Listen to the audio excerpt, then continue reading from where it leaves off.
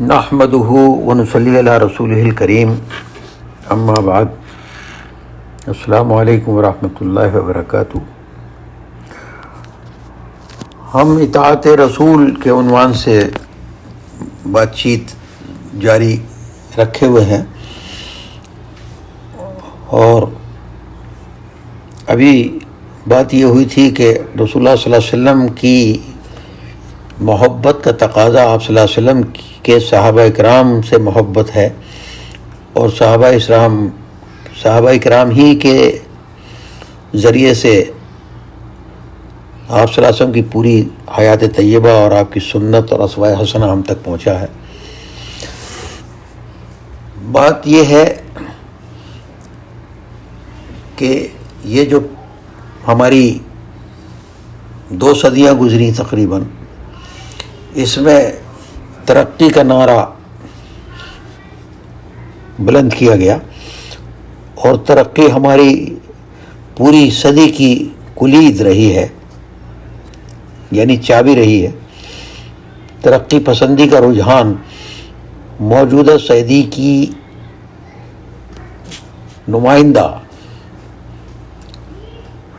موجودہ صدی کے نمائندہ رجحان میں وہ رجحان ہے کہ جس نے تمام دنیا کے تمام دماغوں کو خصوصاً 1920 کے بعد سے اپنی گرفت میں لے رکھا ہے۔ ماڈرنزم، ڈیولپمنٹ، پروگریس، انلائٹنمنٹ اور لیونگ اسٹینڈرڈ وغیرہ کا سماں ایسا بندھا کہ تمام ممالک کے ساتھ ساتھ مسلم ملکوں نے بھی یہ یقین کر لیا کہ ہماری صلاح و بہبود مغربی طرز پر استوار ہو جانے میں ہے۔ مغربی عوام جن ماڈرن انداز کو اپنا کر سائنسی ڈیولپمنٹ اور ترقی و نشو و نما کے ذریعے اعلیٰ معیار زندگی کے مالک ہو گئے ہیں، ہم بھی اسی طرح اعلیٰ معیار زندگی کے مالک بن جائیں گے۔ مغربی ترقی کا ڈھنڈورا کچھ اس طرح پیٹا گیا کہ تمام عالم ترقی یافتہ ممالک اور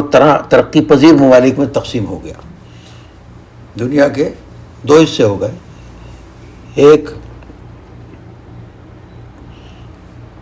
ترقی یافتہ، ایک ترقی پذیر۔ ایک وہ جو اپنی انڈسٹری، معیشت، ٹیکنالوجی اور نظم و تربیت کی وجہ سے معاشری ترقی تک پہنچ چکے ہیں اور ترقی یافتہ ہیں، اور باقی وہ جو انہی کی تقلید میں انہی کی طرح ترقی یافتہ ہو جانے کے سفر میں ہے، اور ابھی ترقی کو پہنچے نہیں ہے۔ کم و بیش تمام قوموں نے اپنے لوگوں کو اس ترقی کا تمنائی بنا کر خوشی خوشی بلکہ بڑے فخر کے ساتھ مغرب کا ذہنی غلام، ہیپی سلیو ہونا پسند کر لیا۔ یہ بھی مان لیا گیا کہ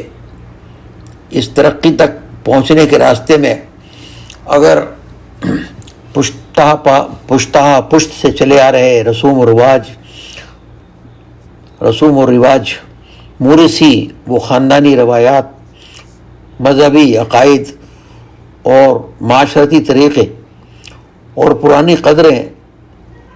اگر رکاوٹ بنتی ہیں تو انہیں خیر بات کہہ دیا جائے۔ معاملہ امت مسلمہ کا تاریخ سے ثابت معاملہ یہ ہے کہ امت مسلمہ نے جب بھی دنیا میں ترقی کی ہے اور ایک لمبے دور تک پوری دنیا کی امامت کی ہے، تو ان کی ترقی کا معاملہ اللہ کو اپنے ساتھ کرنے کی وجہ سے تھا، اور باقی جو کچھ حاصل ہوا وہ اللہ کے ساتھ ہونے سے حاصل ہوا۔ چنانچہ اگر ہمیں اور مسلمانوں کو اگر ترقی کا راستہ چاہیے تو انہیں 1400 سال پہلے کی تاریخ کو دیکھنا ہوگا۔ آج اگر مسلمانوں کو دینی یا دنیاوی ترقی چاہیے تو انہیں 1400 سال پہلے پلٹنا پڑے گا، اور وہ اپنے حکومت اور انتظام اور معاملات اور رہن سہن کو جتنا زیادہ سے زیادہ آپ صلی اللہ علیہ وسلم کے زمانے اور آپ صلی اللہ علیہ وسلم کے طریقے کے ساتھ منطبق کرتے چلے جائیں گے اتنی ہی ان کی ترقی ہوگی، اور جتنی اس میں کمی اور نقصان ہوگا اتنی ہی دینی اور دنیاوی ترقی میں نقصان ہوگا۔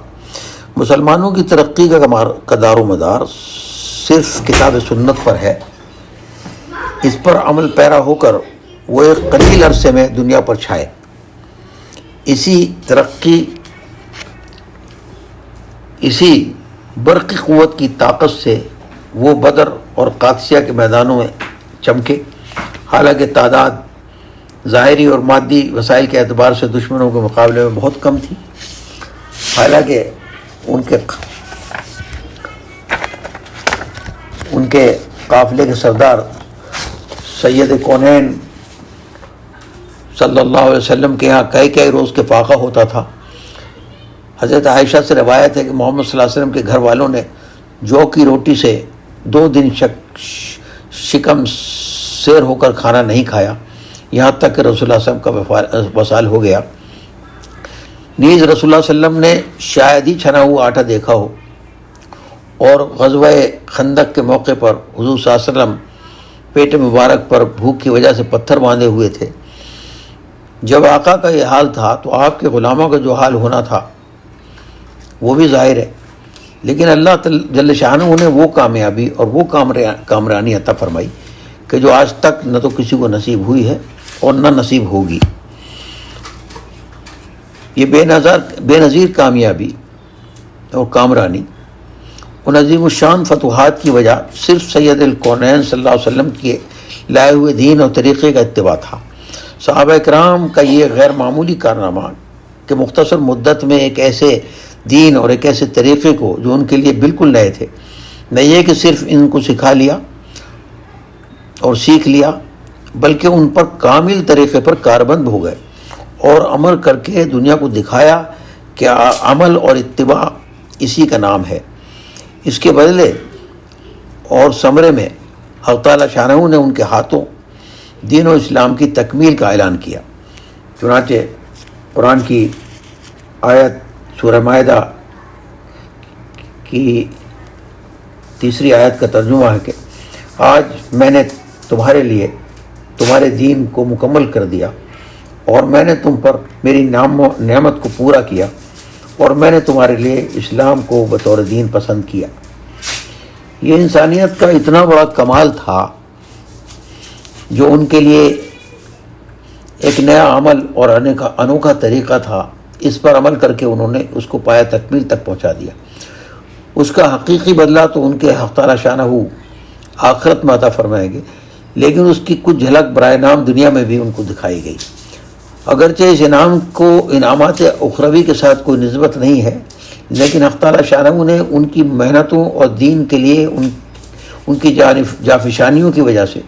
دنیا میں بھی انہیں سرفراز فرمایا، جس کو علامہ ابن کثیر رحمۃ اللہ علیہ نے اپنی تفسیر میں ایک جگہ تفصیل سے لکھا ہے اور فرمایا ہے کہ یہ وہ اسلام ہے جس کا ایک شوشہ بھی قیامت تک نہ بدلے گا، اور اسی دین اسلام کے پیروں کو خدا پاک نے کفار پر غلبہ دیا، اور یہ مشرق سے لے کر مغرب تک گھوڑے دوڑاتے چلے گئے اور بیشتر سرزمین عالم کو اپنے پاؤں تلے رونڈ ڈالا،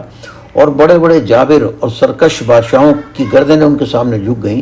قیصر و کسریٰ کے خزانے اور دولتیں ان کے قدموں میں ڈال دیے گئے،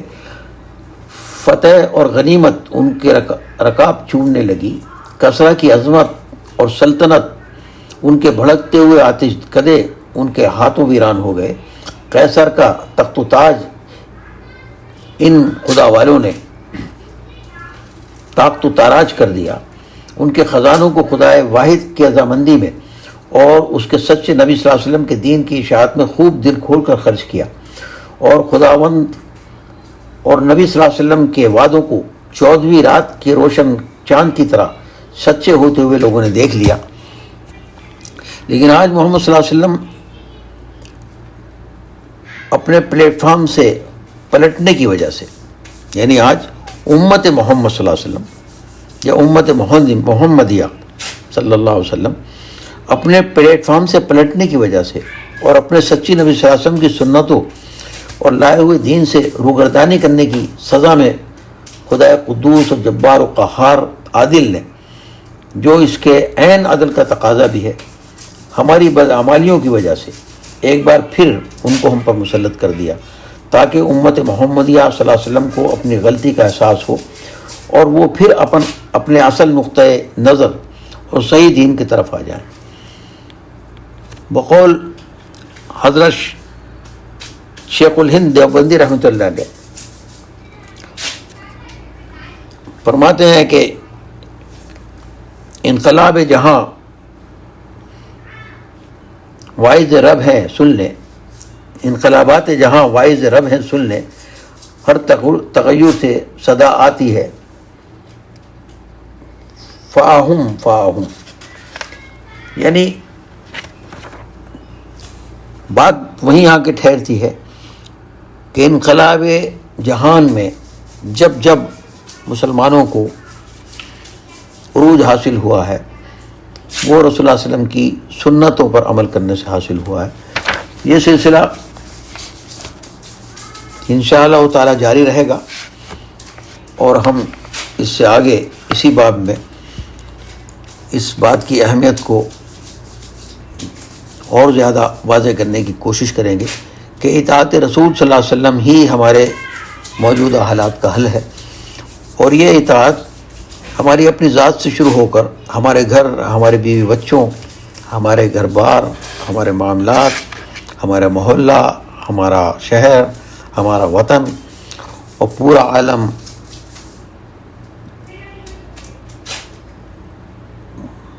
اس کا میدان ہے، جہاں جہاں تک ہماری کوششیں ہو سکیں ہم اس بات کو لوگوں کو دل نشیں کرانے کی کوشش کریں کہ اور یہ بات بتانے کی کوشش کریں کہ ہم جس مادیات میں، جس ماڈرنزم میں،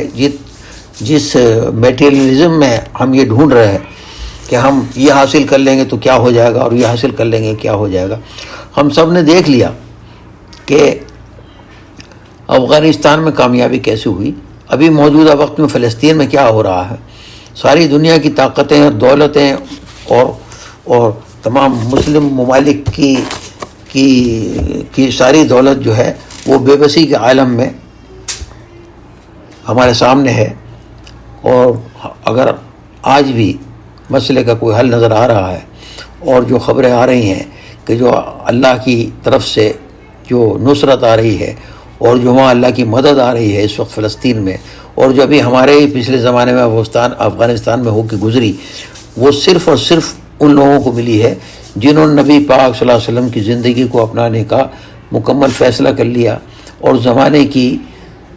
آندھی کے سامنے جو لوگ جم کے کھڑے ہو گئے، پھر اللہ نے وہ دور واپس دکھایا جو اللہ ہمیشہ دکھاتے چلے آئے ہیں۔ تو ہمیں اس بات کو سمجھنے کی ضرورت ہے، سمجھانے کی ضرورت ہے، اپنانے کی ضرورت ہے اور عمل کرنے کی ضرورت ہے۔ اللہ تعالی ہم سبھی کو اس پر غور و فکر کرنے کی اور عمل کی توفیق عطا فرمائے۔ وآخر دعوانا الحمدللہ رب العالمین۔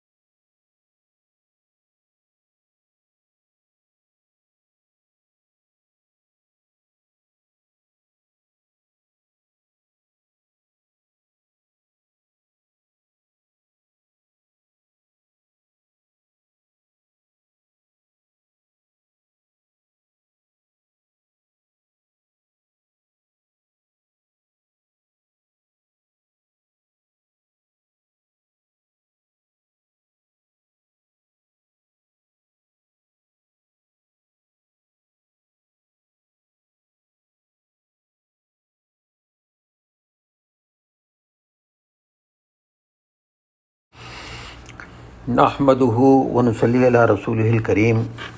اما بعد، السلام علیکم ورحمۃ اللہ وبرکاتہ۔